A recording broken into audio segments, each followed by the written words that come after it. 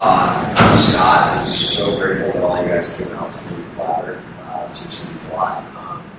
And I've done biz dev at this company, Single Platform, for the past 2 years.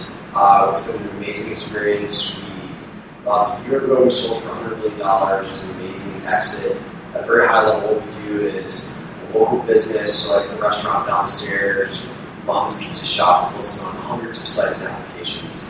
For Single Platform, they either weren't able to update their information across those sites or had to do it 50 different times every time they wanted to change something, go all those places. We essentially give them one simple dashboard to enter and update their information, so their menus, their hours, their photos, name, address, and phone number if that actually ever changes. And it instantly updates across the biggest and most important sites and applications where people are finding them. So Google Places, Yelp, Foursquare, Yahoo, Bing.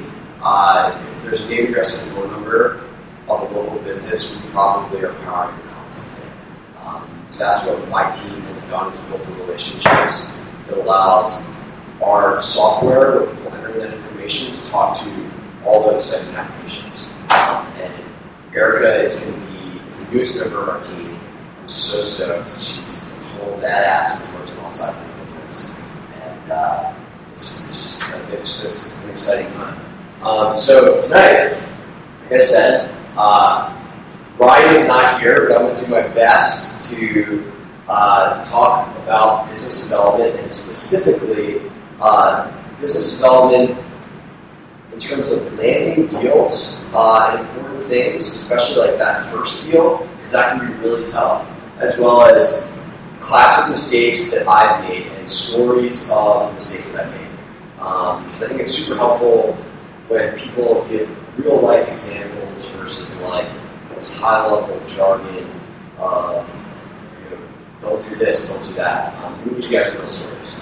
So just before we get started and dive in, I just want to talk real quick about some quote unquote house rules or non-rules. I want this to be really casual. Feel free to interrupt me anytime if you have a question, if you have a thought, if you have a joke. The one caveat is I said that once and some guy literally interrupted every 5 minutes, and Rick just found it profoundly annoying. So don't be that person. I really just wanted to say business shabby, so I put that second bullet one in. It's just like my CEO's thing, and I just think it's awesome. So I put that. And then lastly, for anybody who's a feverish note taker, it looks like we don't have any of those there here, which is cool. I'm going to be sending all this out, deck out the email, video recording it, so I'll send you a link to that when I upload it, so you don't have to worry. You just sit back and enjoy the beer and eat, talk, not have to worry about something else. So before I get started, I would be really interested to just hear really quickly what people are most interested in, given like the broad strokes I painted around business development, like what people are most interested in. Because I'll try to tailor the content to that. Real quick, just go around really quick and say like number one thing you're most interested in the context of landing deals and mistakes. It's okay if you just want to say that stuff sounds good to me. Anything specifically? Erica? Probably how to push people who don't think it's a priority right now. Okay, that's good.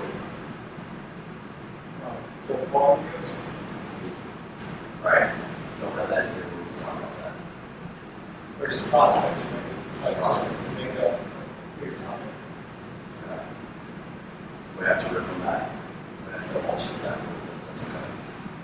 Segue from pilot program to paid customer. Okay. All right, cool. All right, you guys are pretty specific here, so I can kind of run through this, but I think a really important thing to do is in business development is to understand what your levers are, right? Like, what is super important to your company that you're trying to drive? Are you trying to drive downloads, trying to drive enterprise seats, publisher, API relationships, syndication partners, even referenceable sales? Like, is your goal right now just trying to get logos of either your friends' companies for really important companies to be able to use that as leverage to sell to more important partners. So I think the number one thing to start out, this may be a little elementary for all you guys, is understanding like what your leverage is. And you know, that sounds great, but yeah, okay, I have this thing, I want to do partnerships, I want to do deals, but you're starting, you're not Google. Like, how do you go about approaching getting these deals with companies that are going to drive growth? It's not easy. What I think is really important to understand how to get these deals and how to position the product, how to pitch, this covers everything from cold calling to where to push to outreach, is really understand the two different types of incentives that are ultimately going to allow you to not only get your foot in the door, but eventually close the deal. So there's two different incentive structures, in my opinion. And the first one is the incentives of the company. The second one is the incentives of the individual that you're dealing with the company. So let's first talk about incentives of companies. Number one incentive of a company, make money. Not that surprising. Everybody wants to make money. I can come to a company and say, hey, I have this thing that's going to enrich your user experience, yada, yada, yada. If I come to them and say that I can put cash in their pocket, and a meaningful sum of cash, the conversation gets infinitely more interesting to that person, especially if I'm dealing with somebody on business development side versus maybe another side of the company like product, right? Because you have to calibrate with what somebody's specific incentive is at the company. Business development people, our job is to do relationships that bring in money for the company. Product people, their job is to enrich the user experience. So if you're going in through a business development contact, if you are able to help position people to make more money, that's what you're going to talk about. If you're in a position to help improve the product, enrich the user experience, time on site engagement, like Buzzword Fest, talk to the product person, because that's who cares about those things. The BD guy is not getting measured on how much engagement he's driving. He's getting measured on how many dollars he's making the company. Second thing, give them something that enhances their position. So maybe you can't make any money, but maybe you can make my company more defensible against competitors if we were to work together. Maybe you can help me reach new audiences that I would never be able to reach because I don't have a sales team. Maybe you could help me add something to my product that a competitor has that I don't, but all of a sudden, every single time that a customer evaluates our products and says, oh, we don't have X, Y, Z, maybe you can fill that hole. So it's important to kind of understand like what the position is and what a relationship with you can do to enhance that. When you're talking about bigger companies, big, slow-moving companies, one thing that you can do as a startup to start this conversation about deals is how you can make them, and this is more in the line of brand business development, how you can make them appear like, right? So let's get a few examples here. Amex and Foursquare. American Express is not a sexy company. Like, it's probably like Jerry Seinfeld commercial and stuff. Really not sexy. But how was Foursquare able to get that deal with literally a track record, brand new service? It's because they're trying to appeal to an audience that cares about the brand, that cares about the sexiness. So if you are approaching a big company, that can be a very effective way and essentially a way to position yourself to get their attention. Talk about another brand partnership. General Electric and Skillshare. A while back, how many people are familiar with Skillshare? Online classes, basically a platform to teach online classes. General Electric built airplanes, like railroad tracks, not a sexy company. Why on earth would they work with an unproven startup like Skillshare that teaches classes? Very far away from airplanes. Because there's somebody in the marketing department of that company that really cares about changing that whole General Electric makes washing machines. Like, they want to penetrate a new audience of people. They want to appear cutting edge. They want a sexiness associated with their brand. So that's potentially another incentive as a startup that you can appeal to. Let's talk about the incentive of the individual. Because honestly, a lot of times, like, truthfully, people that you deal with are pretty self-interested, right? Like, it might be awesome that you're able to give them something that enhances their position, but if you're not going to make the person on the other end who's responsible for the deal look good, it's probably not going to break his boss. If he has to do a lot of work, he or she has to do a lot of work, and you're not there's not a potential gain for that person, they're not going to put the work in, they're not going to receive your ROI. So one incentive that you can appeal to is figure out a way to make them look good. When you're positioning why somebody should deal with you, make sure to highlight the fact that this is going to be an awesome partnership. You guys, this is going to change your business, and you're going to be responsible for bringing in this new innovative company that's helping you your business. Conversely, when you're talking about partnership, you also want to make sure that this is not something that could be hurtful to this individual's reputation. Something doing a deal with a startup is changing the status quo. Anytime you propose a change to the status quo, you're potentially something bad, right? So as you think about how you position a deal, you need to think about how you can do it in a way that is low risk. It doesn't seem like it's necessarily going to expose somebody to a lot of risk or make somebody look bad. And this is kind of what you were alluding to in terms of the pilot partnership, which we'll talk about in a little bit. But I guess, when you're evaluating how can I go and land deals as a startup, it's important to take a look at these type of things and truly understand the way you're positioning doing a deal with your company. Does this accomplish any of these things? Like, is my company going to make them money? Is it going to enhance their position? Is it going to make this person look good? Does it seem risky? These are all super important things when you go to position your company and propose potentially a relationship with another company.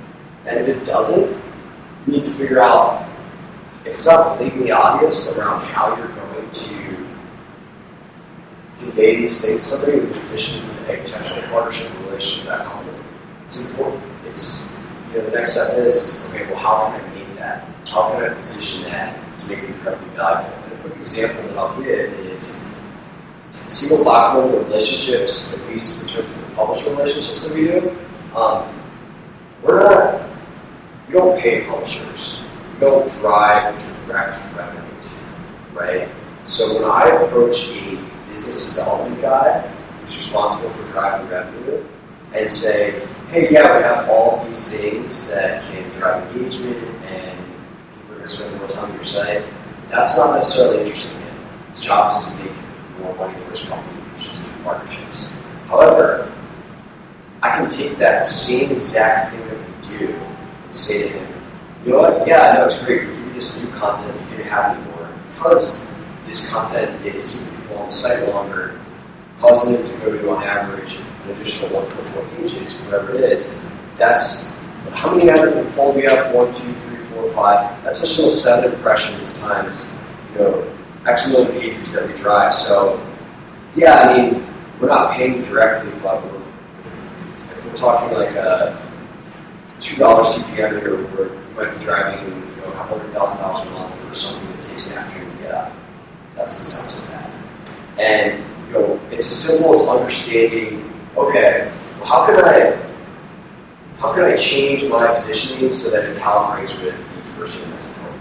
A lot of times we actually don't go in through business development because we don't pay people to do relationships. We go through product because we it's much more appealing to that person to say, it's much more appealing for a product manager to say, yeah, we drive engagement, we on average, provide initial 3 minutes of time on site, and instead of going to some crappy website where there's a music player and you have to download the PDF, you can style that user off forever and keep them for initial 4 pages.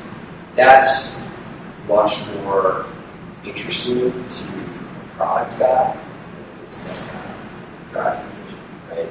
So it's understanding, it's calibrating with the incentives of that person, what's important to them, and then altering your position in such a way that's aligned with that. So,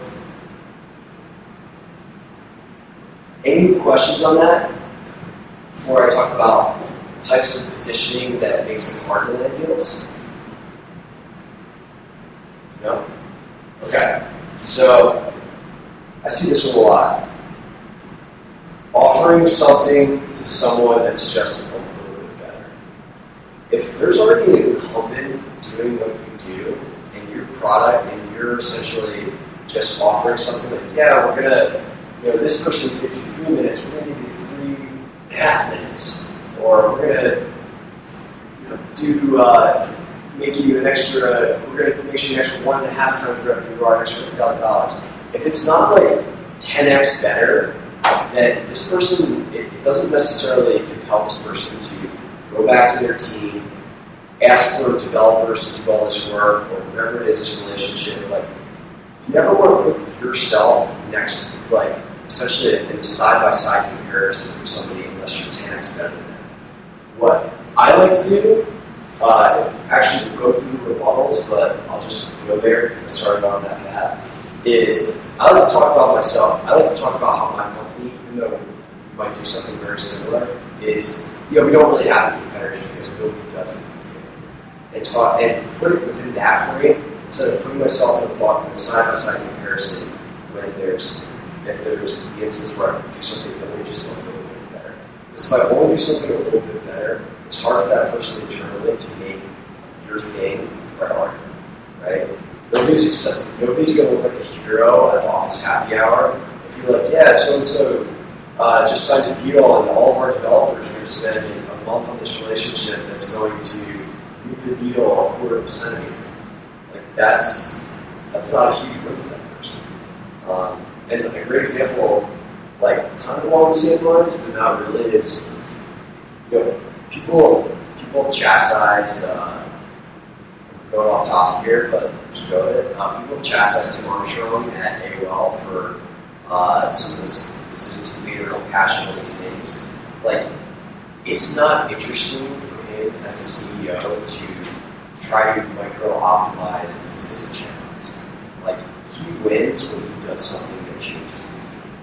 And, like, rolling the dice on something like patch is a much more higher yield on his time than doing something like, let's improve sales efficiency, right? Like, that's not a useless time. The same applies with people evaluating potential business development relationships and someone's only a little bit better. Other things that make a tough position.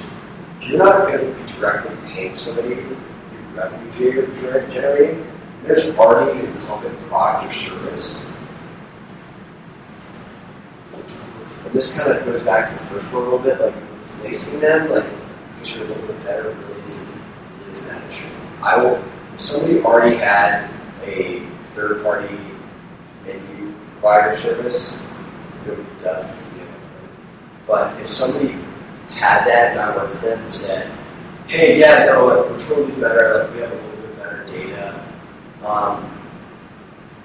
that's really like not that interesting use of that person's time because I'm not paying them money to make their site better. And if essentially what I would need to do is reposition this in such a way that puts me in a completely different bucket when I go and try to land a deal and, we do the same thing as this company, but maybe just a little bit better. Maybe reposition this. So for us, like the menu thing would be like, yeah, no, it's great. I see you guys already have menus, products and services, but do you have a team of developers that wants you to help build out itemized search so that when, instead of somebody just going to a website and clicking next in, they could go and say on your website, yeah, I want a burrito and I want under $10 and I want it within a mile of me, guess what, a better block. Like, that is a completely different bucket when I talk about the type of positioning or what my company can do for you that, like, yeah, we have a little bit of that data, we're not going to pay. So if you're a non-generating startup, non-revenue generating relationship, think about how you can be different if there's already an incumbent product service there. It's super important. If you don't have, it's tough if you don't have a proven track record, either as a product or company or as an individual. If you're a startup, like what I always, if I was starting a company today and I wanted to figure out how I was going to scale business development and any deals, I'd go and find somebody that I had a friend at a company with. I would ask them, what can I do to make a perfect relationship for you?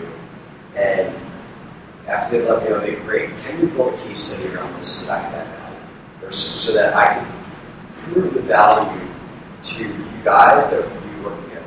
Meanwhile, what I'd really be interested in is building a case study around so that I can use that as leverage to go out to every other person that makes sense to deal with and come to them with proof instead of this false promise that I'm going to do something really valuable for them. So, like, I don't have a proven track record and I don't have something like a case study to show someone. That's really tough to come at somebody with a deal. We're going to talk about where to hit. We're going to go about deals. But, you know, it's really tough if your last name is like Dorsey or Zuckerberg or Woods or whatever it is to get big time deals in the beginning if you don't have some type of case study or validation that you're going to drive business. You're going to drive a lot of value to business. And lastly, this is just really about friction. If your startup, if you're trying to position a deal that requires a ton of energy and effort up front without somebody being able to determine the return on their investment, time investment, that's like not a sweet deal. Like, I've been on the other side where I spent a ton of energy and effort to do a deal and not got a lot out of it. And you know, now because of that experience, anytime somebody says like, yeah, it's cool, we'll like build this thing, we'll do this, and the customers will love it. It's, you know, like there's like custom software development that needs to be done, and I don't know if you're gonna provide a return on that investment. I do not want to do. There's got to be a way that we can test this in a small sample set that does not require all this energy and effort.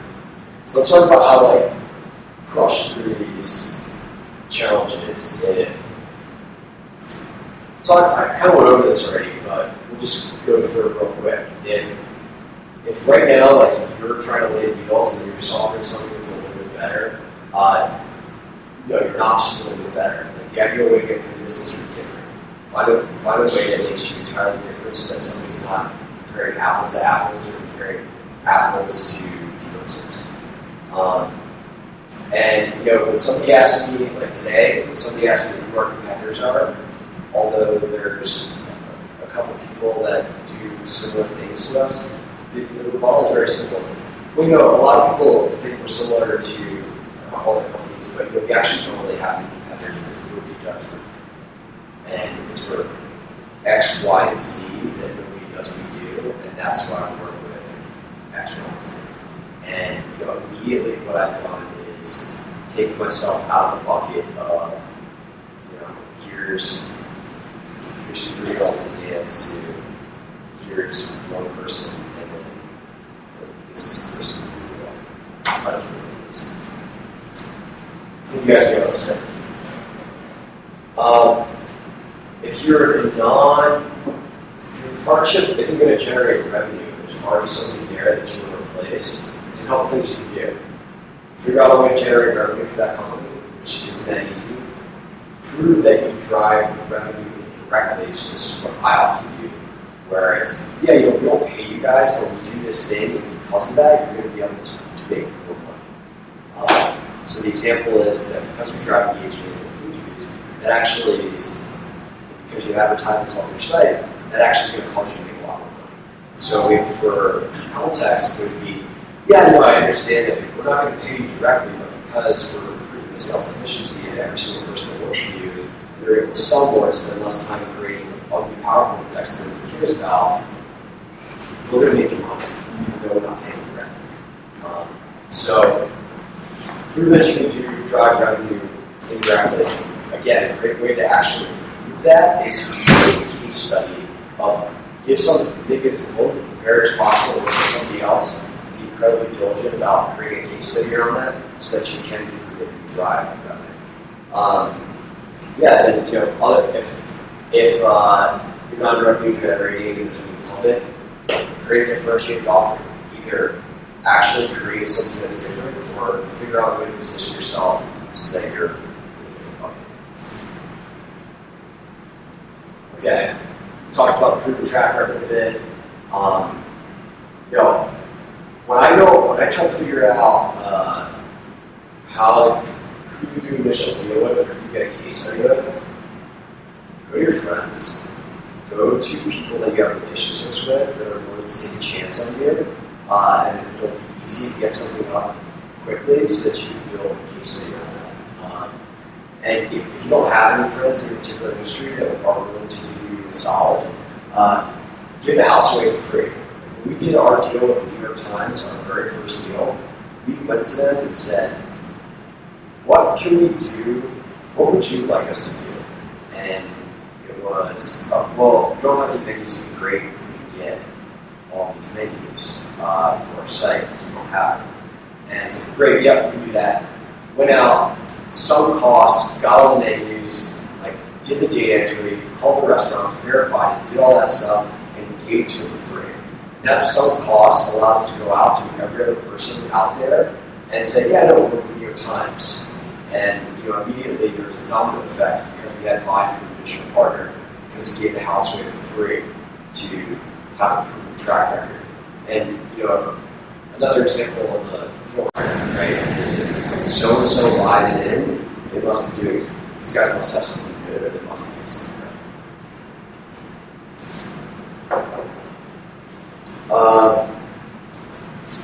Relationships that require a ton of upfront energy or effort.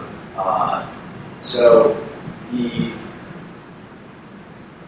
idea here is just to remove all friction in order to, you guys familiar with lean startup stuff?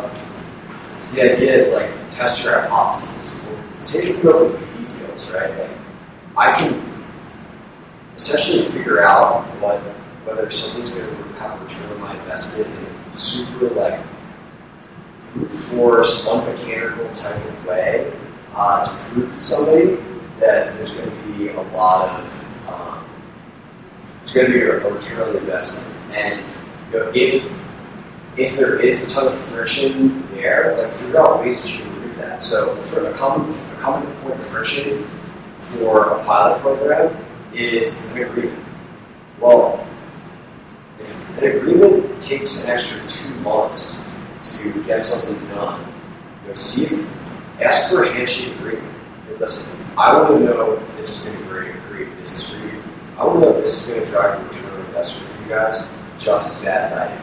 Quite frankly, I know you have a ton of stuff on your plate. I don't want to have to wait 3 months for this legal costs all these things to figure it out. Why don't we just do something really simple, quick handshake agreement, and see if this actually works for our businesses. If you want, I can put it in an email that we'll do X, Y, and Z whatever you want. And what that does is something like that, immediately, if the agreement's a friction, get rid of the agreement. If development time is the friction, figure out a way to get rid of development time. Hell, hire a contractor. Often pay for contractors because those are going to change your business. It could be worth it. Paying contractors for the $5,000, that might be if that gets you a market partnership that changes your business, it's a solid investment. Okay, so this was in the context of landing deals, just different things about positioning that I wanted to talk about. Does anybody have any questions on this stuff? I guess the question on positioning, a lot of times when you're in a business development role, you don't really have the ability to choose what the product is that you're selling. Totally. So something, I guess you can sort of take the product that you have and try to figure out where your attacks better, but what if there really are a lot of them, just like you, when it comes to being really monetized and you know. Yeah, I mean, if I find myself in that decision, I would say, okay, well, how do people, if this industry is commoditized, clearly people are making decisions on something. And I would imagine if I was working for an agency, there's decisions are made on relationships. Is that right? Yeah, I mean, definitely. So then, okay, well, how can I optimize my relationship? Or how could I tell if what is something that my company does, even though it may seem commoditized, like how can I talk about my company in such a way that it's different than everybody else's? Or how can I talk about myself in a way that's different than everybody else? So if every single person is taking people out to lunch, I'm just a big fan of the idea of contrast, basically doing something different than everybody else. Like if I'm just another one of 10 guys taking people out to lunch for the business, I would go to somebody and say, listen, I know I can take you out to lunch and do something fancy like that, but I wouldn't work with you, not because you like the tuna tartare that I bought you, but because you have trust that I'm going to do the best for what your business, whatever it is. So, I think that you're definitely in a unique situation where you're not necessarily selling a product, but what do you think differentiates you guys from competitors? I mean, like you said, it's case studies, it's relationships, it's things like that. Also, the frameworks that you use or the people that you have that just do great work. A lot of our packs actually can see good design from bad design or good UX from bad UX. Is there something that you could give away for free to potential prospects that would be able to engender trust or support? So, like an example of that is the SEO industry. I was running marketing in single platform for a brief bit, and there was just so many people I could went to for SEO. But the company that we ended up not choosing anyone because Constant Contact pays for SEO. But there's all these guys are fully emailing me, and then some guy sends me a free report that probably took me 2 hours to make. That could completely like how he would do my SEO and all the opportunities that he'd be able to demonstrate. All the opportunities that he'd be able to generate if we worked together. Like nobody else was doing that. And then if we did not have Constant Contact to do SEO, that would be the first person I would call. Yeah. So that I guess that's just an example of a commoditized industry where somebody needs something a little extra, a little different in my business. And that's I think de-risk it by looking at me something for free that should be that wow. These opportunities exist. Any other questions? Okay. So this section I was going to talk about where to go for your first deal. Like when you're starting, you have no deals. Where would you go to start? Is that interesting, people? Yeah. Okay. That's good. Start. Yeah, and you know what? Honestly, I think this is what separates good biz dev people from, somebody's good when they get that initial marquee deal. Because there's so much more challenges when somebody's not de-risked. By the way, I have yourself some over here if you guys want some. There's so much more challenges when you don't have any proof points, you don't have any skins on the wall that can make somebody feel better about potentially working with you. So I think this stuff is where we separate them from boys, for lack of a better term. So we start out to get that initial first deal. So This is very interesting. I've read articles about how do you find people that are good at getting the first sale, because lots of people with business, years of business experience are ironically not good at this. Depending on the size of company that we look at. So, like, I personally look for like a 100-person startup because I didn't want to work on getting my first sale. I wanted to be like, hey, we're making money, we're doing something, and I want to figure out like what else we can do, add strategy, and then create that go-to-market strategy and then really quick. And so that's very different from this, which is I'm very interested in what you're saying, because I think it's incredibly rare, because you want someone who's not crazy amounts of years of experience, because then they're entrenched in sales, which is my previous job was enterprise sales, and that people there were very entrenched in taking a playbook and then running things in the playbook. And for this initial startup Biz Dev guy, you need to hire that guy. Somebody who's going to do whatever it takes and crazy shit to make that initial deal partnership happen.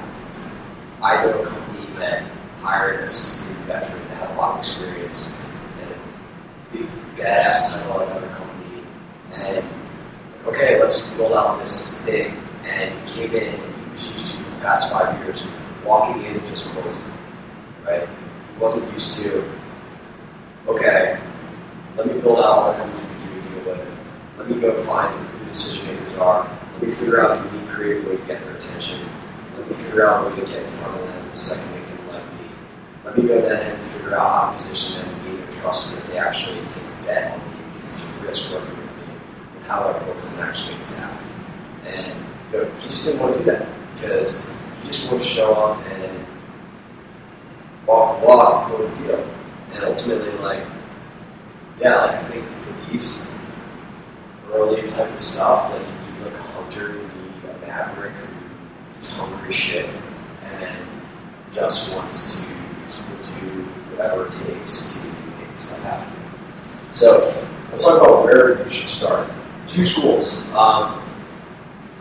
lot of people say, okay, just go ahead and that initial deal, if you have a great network, and you have some companies that you can work with that our friends are at, go do a deal with them, because it's easier to get somebody to take a chance on you if you have an existing relationship with your friend.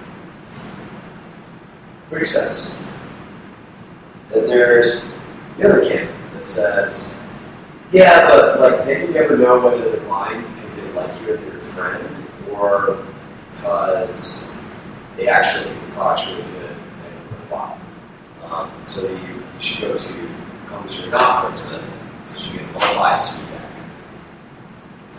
My humble opinion is that the ideal place you should go is for essentially companies that you have a relationship with that are real businesses, where people like, Scott, I love you, but this product is not going to add value to business, or somebody out there that's better going to use them. People that are making decisions based on the business, not the relationship.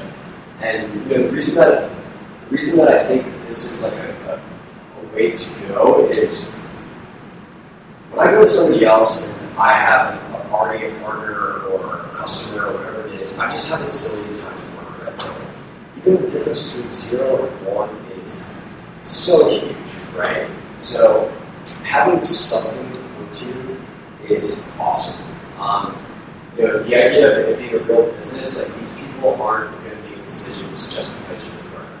I'm talking a little bit about the herd mentality, people are incredibly looking for the social proof to determine whether somebody is worth working with. And then lastly, I don't know, when I have a deal under my belt or something I can talk about, I just have much more confidence in my ability to sell and pitch. And I think that's key. And ultimately, you really get the first impression of all people. So when you get that opportunity, you don't have any other deals, you really have to maximize it. And there's just a ton of power that's having this one deal. Then from here, once I get that initial friend who's willing to help me out, Depends upon what. That's fun. Where you want to go with this, but I try to get that initial feedback from an unbiased partner as fast as possible.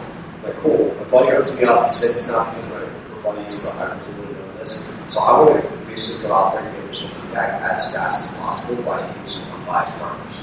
Now, in terms of like sizing, it really depends upon your business and what your business objectives are. Like, I know it's single platform. Once we have your times, we want to go to Google. Like, when I come to Google, I want to be wearing a white linen suit with polished shoes, like clean swagger. I don't want to, feel wrong about myself because I just got my first week in to warehouse. I want to, have a ton of reports and ton of traction and be super polished when I go there. However, I talk to friends who are like, yeah, once we got an initial partner, like we just went to the biggest and best because like our solution generates them revenue that they're not getting today. So an example of this is my friend's company, Launchpad.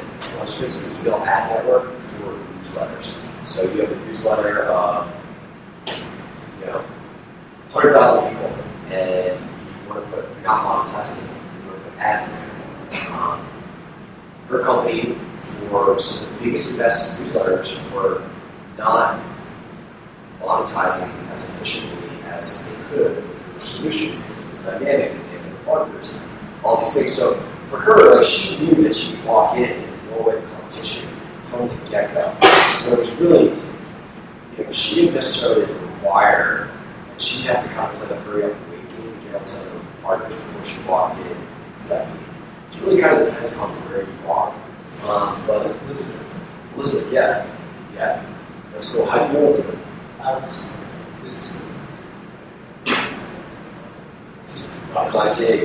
She's badass. Okay, cool. And then we'll talk a little. So this is my opinion of how to go about getting the first deal, and then kind of like where to go after you get the first deal. We can talk about pitching with some tactics. I mean, I can talk like a long time about pitching, but I just wanted to highlight like 4 key elements of what I perceive to be a strong pitch. Clear value proposition, pretty obvious how we're going to have a business. Frictionless setup, so the harder you make something to do, the less likely that somebody's going to do it. So how can I make this as easy as possible on that particular person to make this super easy to implement?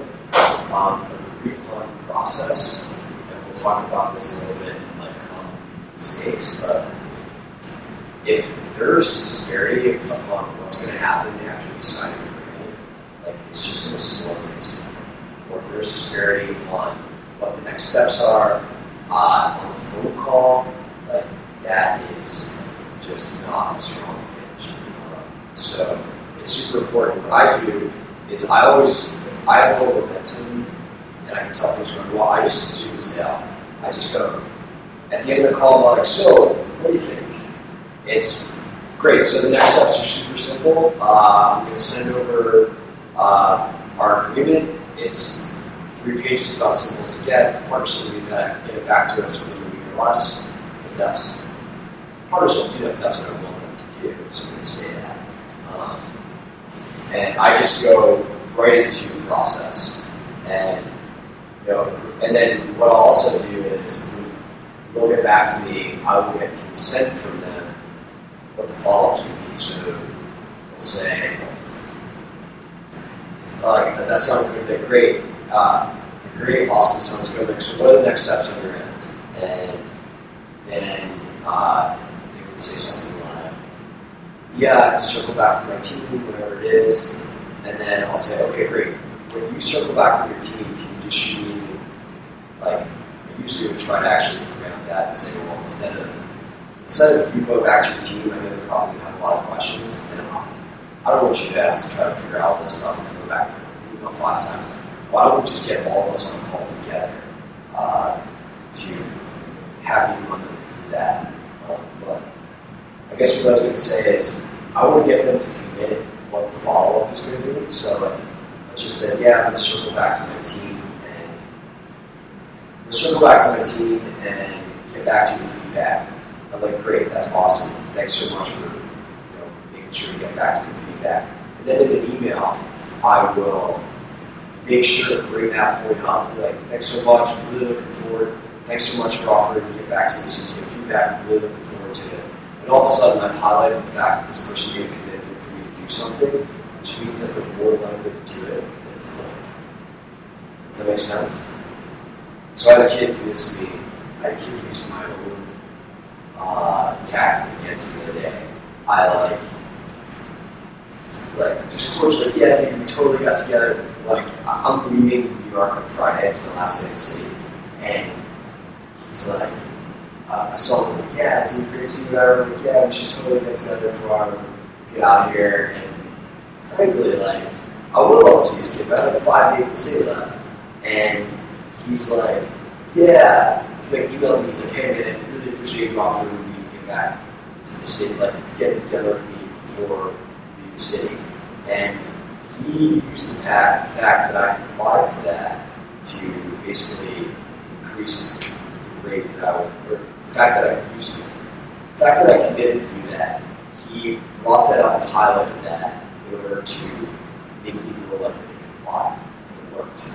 And it's so sleepy this morning, I was at a coffee at 8 o'clock, and I love this guy, but he did not get me to sleep last night, so I would welcome to sleep. But yeah, make sure to agree upon what the follow-up's going to be, and then bring that up in the follow-up. So, people still want to talk a little bit about some deal closing, like how you can push.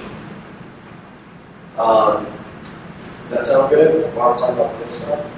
Okay.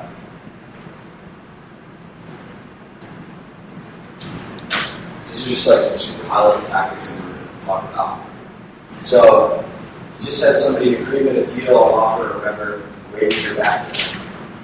You need to create a ticking clock. Some type of event or situation that if they don't act before that, something less than ideal is going to happen. My favorite example of this is press meeting. Basically, I will say, I have other deals going live, and we're going to do a press release around it. I will email them and let them know, hey, football as well, just to let you know, we're going to have a press release in September with this company and this company. We also get you guys included, we'd love to get you guys. There's probably going to be a lot of confusion around it. Like, let me know if you're interested. Like, we'd love to get the agreement done for that. All of a sudden, like, you let it fire this person's ass because they're able to create more value for the company if they get this deal done before that press goes live. So, think about what type of event can I, and we should only do this when we have a press release. Like, we have a lot of press releases, so we can do that. Do a press release. Your company, your startup, do a press release that you got to the sale, which like you don't have to have like some actual event, but create some type of ticking clock that if somebody doesn't act, they're going to miss out on something sweet. Updates on the We're not contract. creating, but find. Yeah, find ticking clock. Like there's a ton of things like, hey, we're hiring a director of products. Yeah, it's like, hey, we're hiring a new COO, and honestly, like, I don't know if this is going to be free anymore. So that's going to happen in September. Like, we'd love to get this done. Our agreement might change. Whatever. Like, we're releasing this new feature, and honestly, like, I'm pretty sure that like anybody that's has access to it after is going to be grandfathered in this price. Like, I'd love to get you guys on this price. There's a zillion little events, like moving offices, and we have to cut costs, and as a result, we start charging. Like, there's a zillion ticking clocks that can be created, or not created, highlighted, in order to get people to do updates on competition. So basically, anytime somebody does something sweet that's a competitor, I will make sure to bring that up in a non-douchey way. And like, there's a very big part to this because I would somebody like, hey, guess what? Like, work with these guys now. Like, that's not necessarily going to make that person like me more. People do things they like. So I'm not winning when I do that. However, I call if let's say we're launching live a partner, or a new logo is going to be on our site, or there's going to be some press event where competitors are going to be mentioned. I will call up everybody that in the middle of the deal cycle. I'll send somebody email and say, hey, do you have 5 minutes on the call today? Just want to give you a heads up on something that you're working on. Yeah, sure. Call like, hey, just want to let you know, I just got word from competitor X that they're going to be launching. There's probably going to be a lot of press around it. I just wanted you to hear from me, not somebody else. And I just wanted to get it on the radar so it wasn't a total surprise. All of a sudden, like, I'm now coming off like this guy's friend instead of this person who's bringing up the competitor. So I'm doing it in such a way that doesn't make them more. It makes me look like the nice guy. Scarcity. So if you're trying to get somebody to move, like there's a lot of, I like to do this around resources. So hey, I know we have a deal, but I really want to get I know we've been talking, I really want to get this done because our product team is going to run a new project in the next 60 days. And after that, they're really just not going to be able to devote a lot of time to this integration. So no pressure. I just want to get that on the radar because the last thing I want is also start moving forward with this and not have the resources to make it a successful integration. So the scarcity that's there is the labor. But if you actually sell a physical product, yeah, really have 200 board reviews and there'll be a lot of pressure and honestly I don't know how much you do outside show. And I always like to, I'm not like a pressure sales guy because I think that, or at least biz dev, like goals make people like you and then they give you a product and they'll do what you want. I was trying to think about how you can position these things in passive aggressive ways. So, hey, just want to let you know. Hey, just want to let you know we only have 200 left in obligations. I just want to get on your radar in case you really know what's wrong. Okay, like, just letting you know. The other thing you do is promise early or exclusive access.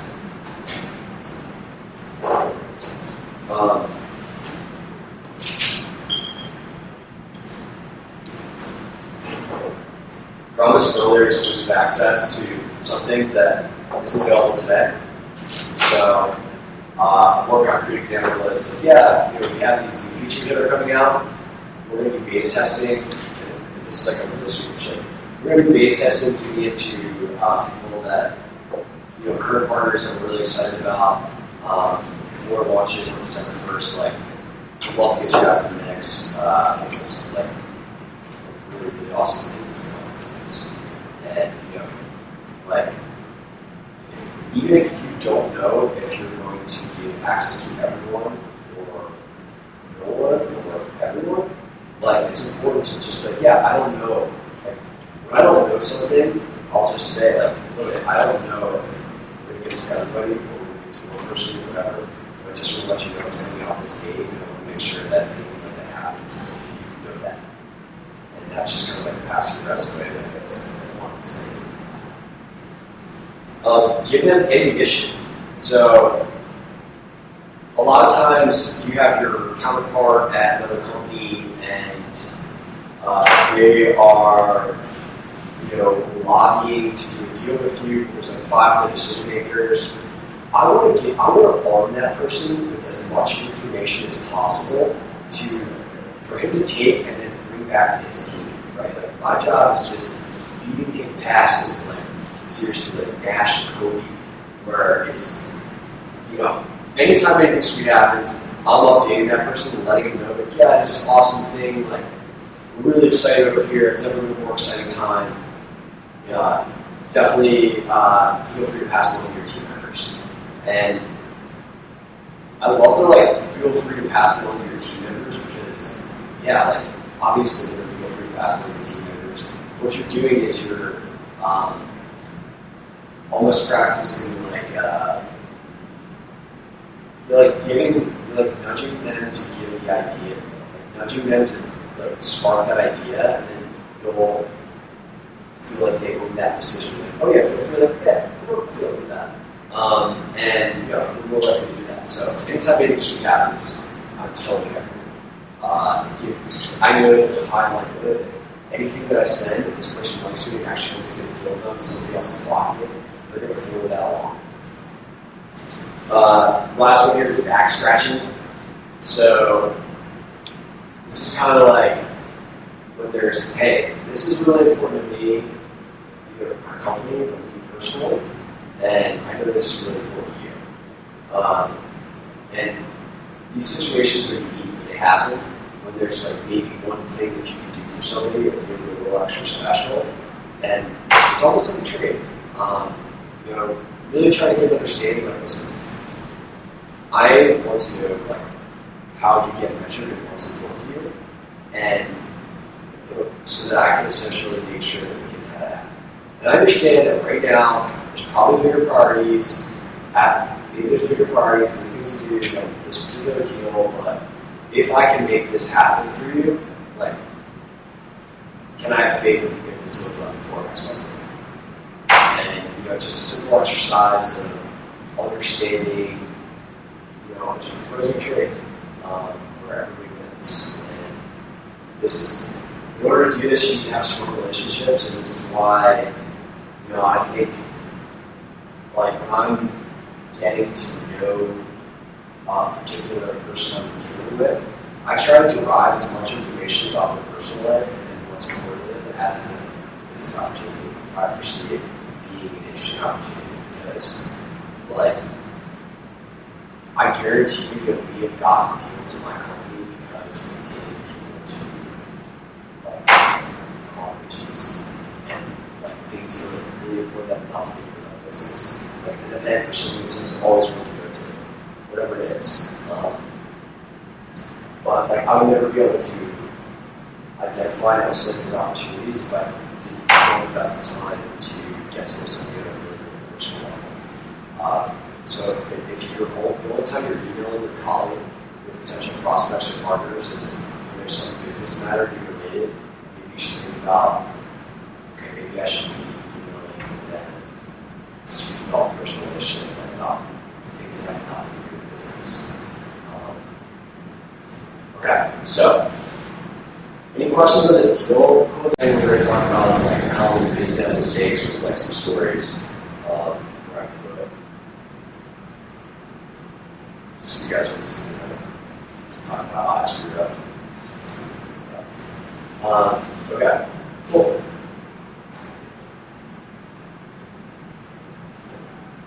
Okay, so what were some questions? Okay, so we need one person.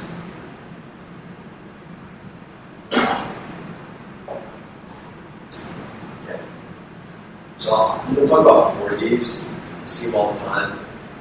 We use mistakes, stories, artificial company, names, personas, where myself or somebody I know makes a mistake. So number one mistake I see is investing time and energy into a relationship without an idea of how much value is going to be created. So there was this mega company that we spent a year getting to deal with, and because they're such a big company that they're in like all this stuff, like, oh, there's so many customers, like this deal's gonna be awesome. And we didn't do any. The reason the deal took so long is because when we did full partnership scope, like all these things, the entire process, all these things to make this deal happen. And it was a full year before we were going to get anything out of it, but we just had the perception that because this company had TV commercials, that we were just going to be a game changer. So, it turns out it wasn't a game changer. It turns out we basically got nothing out of it besides legal costs, a bunch of like very limited return on our time, and ultimately, if you look through the lens of opportunity costs, like months that we spent on this deal could have been months we could be focused on partners, relationships that actually drove value to the business. So it was just a huge, huge blunder. So let's talk about how to prevent this. Number one way that I see how to prevent this is with a pilot, which is a small test where you can determine whether a relationship is going to be useful for you, and that person can determine whether the relationship is going to be useful for them. So the number one thing that when I like perceive a potential relationship and okay, this company might make sense to work with, first thing, determine the risks. What are the risks of this relationship that would cause it to not go well? Like your customers might not like it, they don't. It's not marketed the right way, we don't like the foods, like you don't get any exposure. What are those risks? Once I figure out what the risks are, figure out a way to test them, right? So that you can understand whether those risks are actually true or they're just things you're making up. And what we always propose is let's do this amongst a very small sample set, large enough for us to determine whether our hypotheses about risks is valid or whether this is actually going to be like an awesome deal.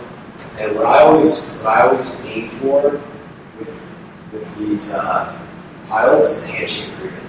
Like I want to do something without contractual stuff. The reason is because I want to get to speed to understanding as fast as possible. I want to know if there's going to be an ROI here. So we always do like, hey, we just want to know if it's going to work. It's going to be super simple. Like, happy to see you guys work working on it, but I know that our legal team's going to slow things down. Ultimately, like, number one, I have such confidence in this deal. Number one thing that I want is to just be sure. I want you to be sure. So let's just figure out a way we can do this and test it really quick, quick and dirty, to figure out what this is going on. And that's just a much better way of trying to figure out whether there's going to be an ROI in a relationship than doing this big, long, complicated deal process where you're just spraying and praying and hope that it's awesome. So I guess some lessons learned from that particular relationship for me is that the return on the investment of a deal, it's not about like the brand, it's not about getting the deal done, it's about implementation. And number one things that I use to gauge like efficacy and effectiveness of deal implementation is number one, is there intent among your customers or my customers to actually make this happen? So in the story that we talked about, there was really no intent. It was like somebody sold something to small businesses, we sold something to small businesses. Like sick. Well, if we both sell them together, like we'll probably be buying stuff. Like no, like the classic example I like to use is all these menu people that I interact with these sites and applications. We're like, yeah, cool. We're gonna like, even though people have been coming to our site for like 10 years to figure out like where their friends are being, we're gonna like monetize them Uber. Like people are just like no longer gonna go when they order their food with Seamless or Grubhub. Just gonna like start ordering off our site. Like that's just like not the way it works. Like there's no intent. Like huge public companies I've seen do this. Implement ordering, that's going to change the business without the recognition that there's actually no intent. Consumers aren't doing that behavior today. There's no strong intent for them to change that behavior tomorrow. So like, that's not going to happen. And in this instance for us, there was no intent for somebody to buy our product just because it made sense for the business in some unrelated context. Second thing is, are people on the other side of this invested in making this a successful deal? So first people, is the company invested in making this successful? Do they actually care about us, or is this just like, am I just a logo? We're going to put on your site because there's some unique guy there who at his job who just wants to get deals done. done so he gets his bonus. Like, is this important? Is my contact on the other side, are they invested in making it successful? Have they demonstrated to me that they're super diligent and that they're going back for me and doing all the right things to give me confidence that ultimately that this is going to be worth my company? If you don't know, like, you need to figure out what qualifying questions or things you can ask in order to know, because if just because there's ink on an agreement between your company and another company, does not mean that like that is like 10% of what makes a successful partnership. Like, the actual implementation of that, which requires work and somebody pushing for you on their end, is what ultimately makes something successful. How do you use resources when you're doing Handshake deals. Or how do you get access to resources? On my end or their end? So I guess I'll do their end.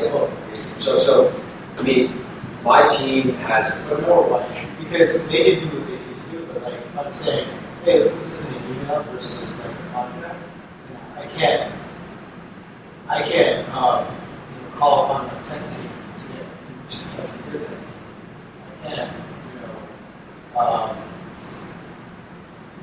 there's a whole bunch of other support people that I can't talk about because they're saying, well, there's no paper that I can't work on this. Yeah, so I guess there's unique company, there's variance to the size of the company. At the company that I'm at, like if I bring somebody a opportunity and I'm going to ask them to do work, they have, like, I've been empowered to be trusted that I'm not going to waste someone's time. And I don't need to show them agreements, I don't need to show them anything. I'm like, hey, we're going to do this, this is why I think this is a good idea. Talk it over with my teammates if we're all in agreement, like, let's talk about what we can do to make this happen. And I think that handshake agreements generally are, it's really hard to get that done for a public company, right? Any company like that, but for like, done handshake agreements with companies that have 800 employees and that are over $100 million right here. So, it's definitely possible to do with big companies, but it sounds like to me, maybe this is just an example of personal bias, like, it can be challenging, more challenging for some companies than others.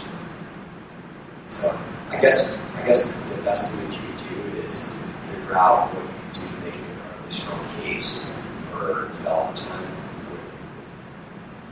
And maybe you do that by showing potential upside. Potential limited cost of your own to making that happen, and potential upside if this were to be successful.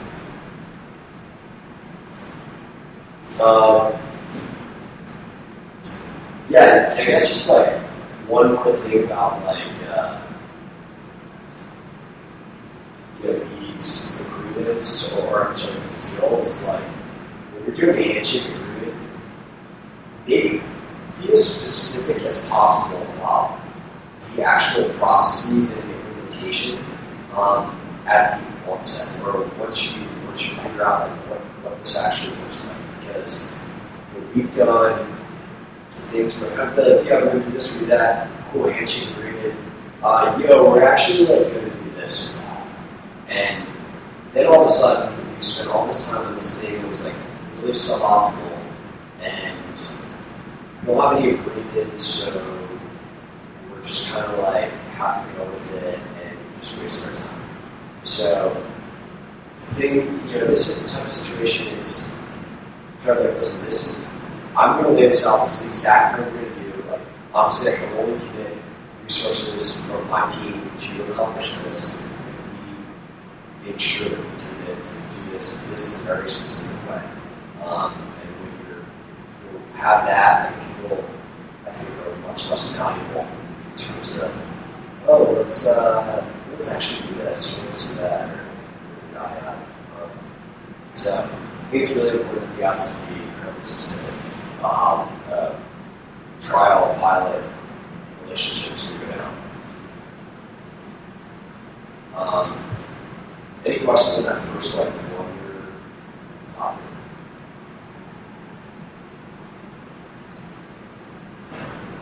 Cool. So another story. So I had this company that has like, all these customers that I wanted to. They were like resell our product to. I'm really fired up about it. The potential of like a 6-figure deal, and basically at the onset, because it was like kind of far fetched for them, I just yesed them to death. It's like, yeah, like can we do this? Like, yeah, sure, yeah, we can do that. Like, I got my product guys doing that. Like, that sounds fair. Like, get that. And I just yes them to death in order to make them want to work. And this was like all fine and dandy until it came down to us actually like getting an agreement in place and doing a deal, and basically like because I was not firm in my convictions around like what we could actually do, I gave them an inch to the mile, and we wasted so much time on like hypothetical, just like arguing over minutia that if I would have just been very firm in the beginning, I would have gone. We ended up not working together because I just told all these things that I said we could do and that seemed fair, but and then like they asked something more, like yeah, sure, you can probably do that. Like let me check with my team, and I kept doing that. And then all of a sudden, when it came time to do the deal, it was like it just got so accustomed to me saying yes to things that they're asking for egregious things, and you couldn't accommodate them. We both just wasted an immense amount of time working out this relationship. It never happened. That was the MHM. Right. So, I think a huge mistake I see is that even in very speculative conversations is firmness, right?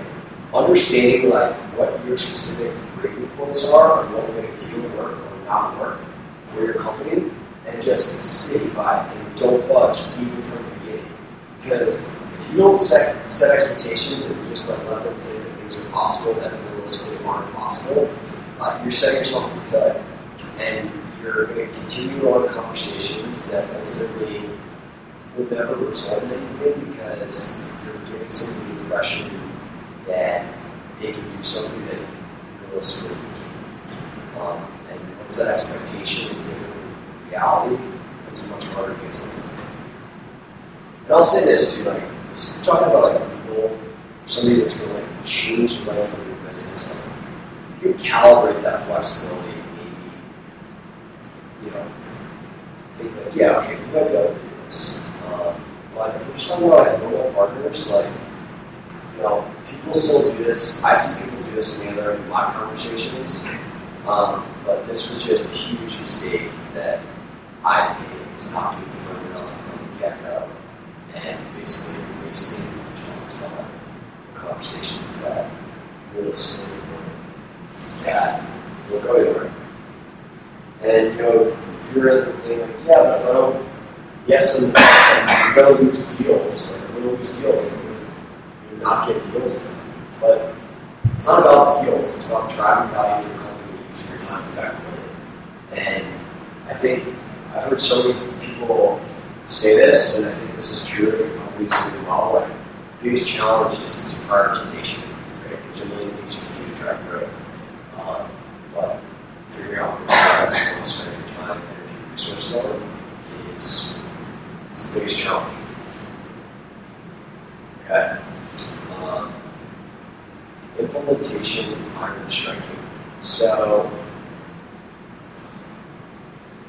basically, we did a bunch of deals with partners. We were just really happy to get the deal done.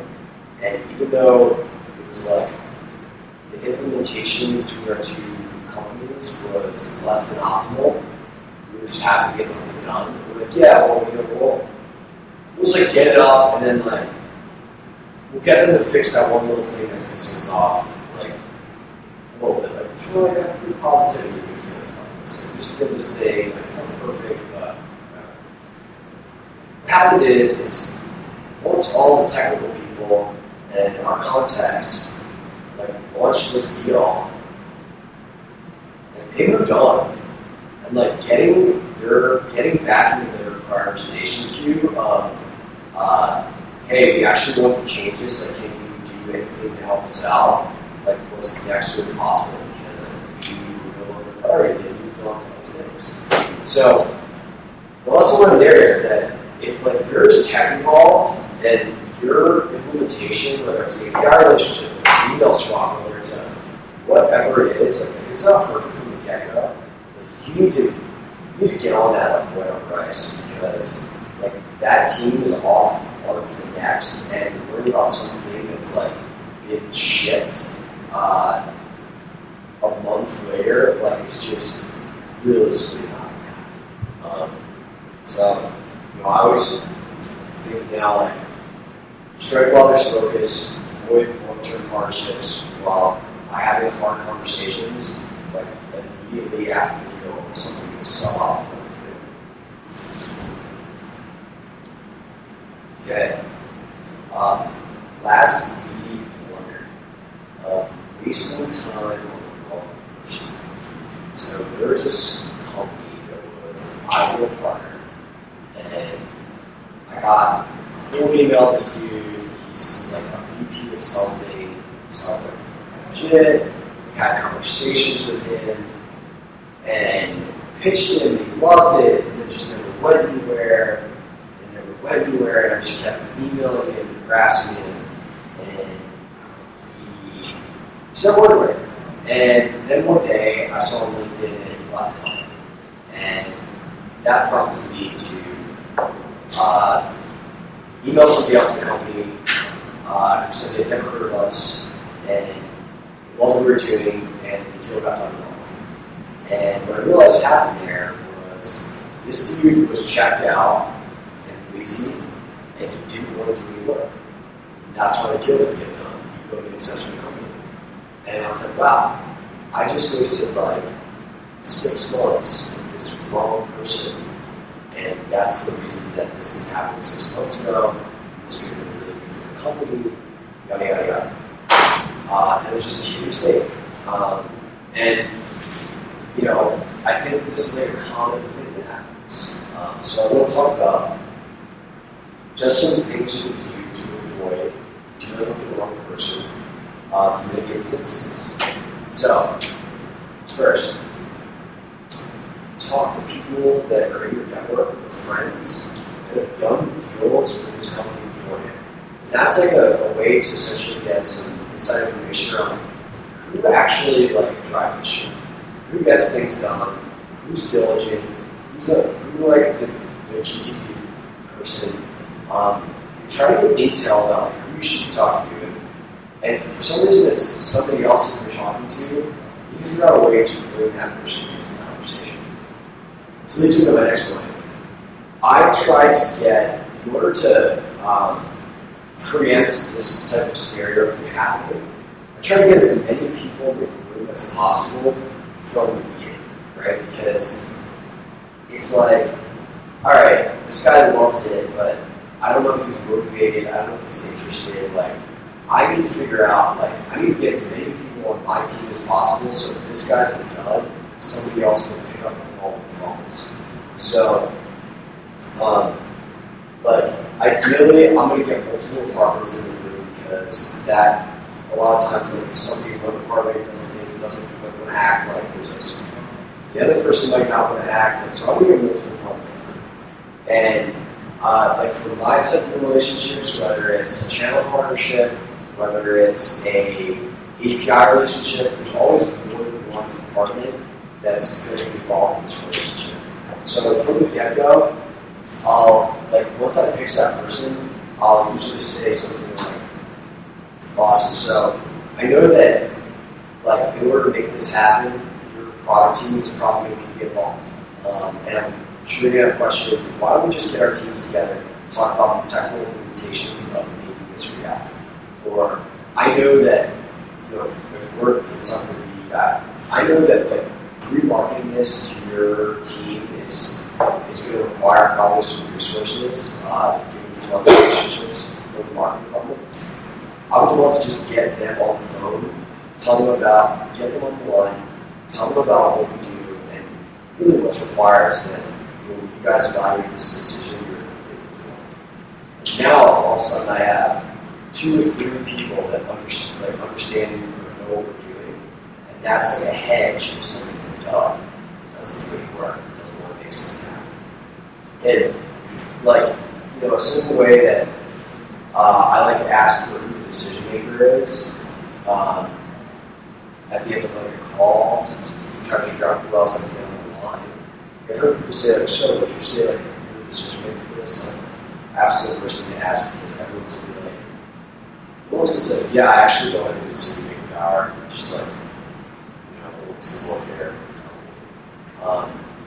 What I like to ask is, so like, when you guys typically make decisions like this, who else is usually involved? And that's a very simple way of accomplishing driving the same information without like outright asking somebody who's responsible for this. Yeah. What about when you found out that you're working with the wrong person and you found who the right person is? So now, Like, how do I like get to that person without like stepping on toes? this is more selfish, but like I worked with the wrong person for like a good quarter, and like the last email I was like going back and forth, and the last email was like, "Oh, I don't think we can get this done in Q2." And I'm like, "Oh, really?" He's like, "Work at the Q4." And I was like, "All right, if you can't get anything done for 2 quarters, then obviously I'm talking to the wrong person." And then finally, because of some other subject, we talked to someone else, and we got another deal done for a different thing. So now, like, when I want to go back to the company, I want to go back to that guy, not the guy that I've been talking to for 8 months. But I don't want to be like, "Hey, I'm totally good. I'm totally, emailing and calling and sending." Yeah, so do you have a counterpart on your team that like is like, does a good job of you? Like, do you have like a guy on the product side or a guy on? So what I would do, I always try to like use that person strategically to like either reach out to somebody else or make a mistake or whatever, and then like, "Hey, I just got something with this person. Just want to see if you got any technical questions or whatever." "Oh, what are you talking about?" Or just start a conversation with somebody else. And then sometimes like, "Why is this person emailing me?" Like, honestly, I have no idea. Like, that's my teammate. Like, they're mine.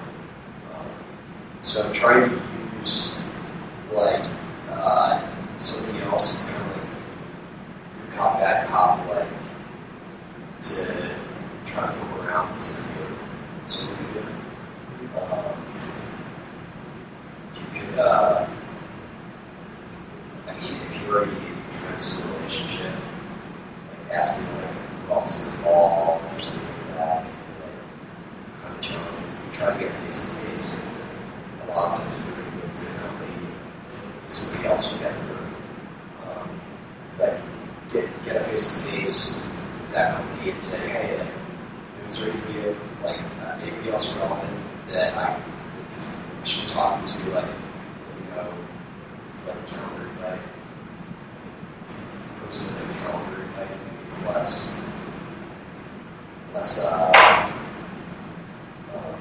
computational, or like less like obvious.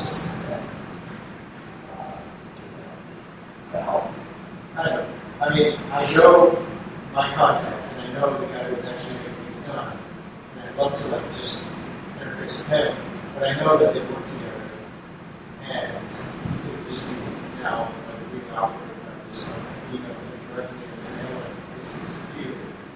Maybe what you're saying, I think, is you're saying is, my first contact, get a face-to-face with him and try to get there. Exactly. And then, Get a face-to-face with him, like, yeah, and, you know, honestly, we're talking about, like, a bunch of different things here, like, is there any colleagues that are developed this because of that all that? And, like, if you're making an investment, the hope is that if you're making an investment in them out, like, that person will be truthful about what you should get. So, try. So, so this is all I had for tonight. We can talk about other stuff, anything. I was going to close with things you can do to optimize five things you can do to optimize the number of deals you get, like very short goal points, as well as avoid these mistakes. Really simple, straightforward. So if anybody's got any more like tactical questions, I'll start asking. I don't know if you don't mind giving kind of insight on sort of journal. Yeah, totally. Okay. It goes back to what you said about getting strong advocates for your company. Because we're familiar with the product, and right now we're teaching capital, and I think we're going to start on pilot plan. The person who is excited about it is there's all very high quality content generation, and they have a huge studio. But what we can allow them to do is they have 5,000 teachers in the field, they can all become content producers. But that sounds very exciting, but it doesn't necessarily have a value attached to it. So once this pilot goes, and say after 3 months, they produce X amount of content, these teachers are just submitting videos, weekly, however many times it is, how then do you motivate them to turn that into a permanent? Yeah. So the question that I like to ask is like, so what is the ideal outcome of this scenario? Like, how do you know this will be successful? Ask somebody that, and be like, and then say, well, you have 5 teachers of 5 teachers who do 5 things a week. Like, then yeah, this is a huge move for us. Like, okay, cool. And just is it a huge move because like more content means that more people are like getting them to get like understanding why that's a win. And they awesome. So this way is like there is a real opportunity for us to engage in a more official business relationship after this happens. Because if you don't have any defined success metrics, like nobody knows whether you'll be successful or not. And you need to be able to like essentially like get those on the table, not like necessarily officially, but like a broad understanding of what would be good, so that at the end of it you can know whether like you're successful or you weren't, and be able to make a case for yourself. Because otherwise it's like, yeah, this thing that was cool. Like, so I think that trying to really understand what in a quantifiable way would make this successful. And then you can ask that, maybe quantifying is important. Like maybe that like is getting more teachers, like is the goal just to get more teachers, you don't care how many are using them, but just more teachers. Like how much value do you think that adds to business? And okay, well, I have confidence in that. So we're going to get more teachers, create content, you see that as adding direct value to business. I can feel pretty good about telling my boss that we real long-term relationship with developers. I like the expectations there.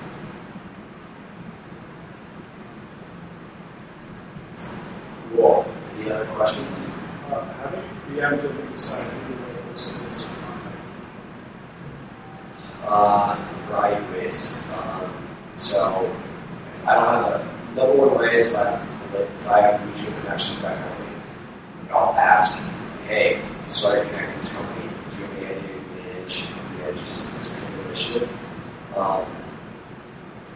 From there to LinkedIn, I guess what the person's title would be, like what the description of what they actually do at that particular company. If it's super broad, like, cool, they manage marketing. And it's like, okay, what? There's a lot of other things you can do, like implicit data on the LinkedIn profile.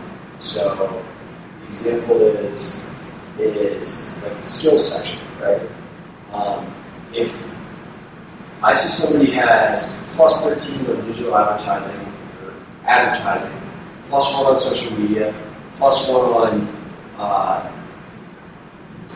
SEO, plus 1 on whatever, I'll tell you that person manages the ad spend. If I see that at the last company, they were responsible for search engine marketing and Google AdWords, now they're just a marketing director. Odds are they manage Google AdWords and SEO. So trying to get that information, we need information on cold call. Make an educated hypothesis around who you think the correct person is for a specific initiative, given what you're able to find on LinkedIn, and then call and just essentially try to just pull roles out of them, just to get me. Hey, Scott Burger, consumer platform. I was hoping maybe you could help me out. Awesome. Sure, yeah. How can I help you out? I'm looking at a good person who manages social media at your company. Any idea who that would be? Then you got the name, and you just got the name, yes, email address, reach out to that person via email. That's the ideal way to get contact. You can search for press releases, quotes, tweet at the public handle, call in and ask for somebody who knows to be the right person, and say, hey, I know that so-and-so used to manage social media, or you literally just ask them for that person that no longer works there, because it legitimizes you. And like, hey, is Susie there? Like, oh, Susie actually left 6 months ago. That. Oh, you know what? I know she managed X, which you derive from LinkedIn. Any idea who the right person who manages this new thing is? Because you like brought this person in the fact that you know that they manage a specific initiative, you legitimize yourself, which means that they'll give you that person's name. So those are my favorite ways of determining decision makers. But with all this stuff, whether it's getting meetings, closing deals, finding decision makers, having a robust network is the number one way to optimize all of it. So having a big, badass profit network is, if you separate like somebody's ability to persuasive, whatever, all the other things, like that's the number one way to be effective in leadership. Because it spans across all that stuff. Certain parts of having a big network that are yourself. Cool. Any other questions? Cool. So, things you can do now to help out with this, or to avoid blunders, close more deals. I talked about building expansive network. One thing that not a lot of other people talk about that's been incredibly useful for me is studying copywriting. So I have studied copywriting extensively, and this helps me in being able to write email links that get an insane response rate. Helps me be able to understand how to communicate more effectively when I create a pitch.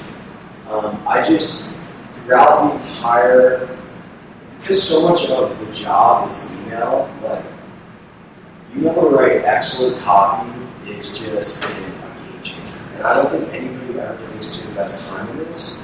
But just writing, learning how to write in a way that's persuasive enough to accomplish what you want is a really, really good way to close more deals, get more meetings, build better relationships, all that. Avoiding blunders. Things you can do now, build great relationships. You can know whether somebody is going to provide a return investment on your time if you know somebody who's done a deal with that company before, you cannot waste time on the wrong person if you got somebody that can tell you that they've done a deal with that company before. You know, like you can get a pilot off the ground much more likely if you have a strong relationship with the person at that company to want to do something for you and themselves at risk. So that's really important. And then, you know, if you don't have, I guess like this is for doing deals or like, I assume that a lot of people didn't, like, companies didn't have people doing deals already when I put this out, but I just think like a super great thing you can do for BD is just get comfortable with saying no to people. If you avoid these mistakes, like I feel like so many of our decisions are either determined by fear or fear avoidance or rejection avoidance, whatever it is. You just get comfortable with saying no to people. Like it's just becoming much easier to avoid mistakes and avoid just being less sloppy, hold your ground, and all that stuff. So I think that's an excellent thing to get comfortable with. So, good questions. Thanks so much for coming out. Really bummed that my friend Ryan wasn't able to make it tonight. I'm going to send out all of this stuff to you guys. I'll also send you videos to a class that I had specifically on how to get meetings at companies you don't have contacts, which is like a ton of like cold call scripts and cold email scripts and all that stuff. Some people want that. Thanks so much, and you know, hopefully you guys will go into yours or somebody will, because I definitely want to do it. Thanks guys, appreciate it.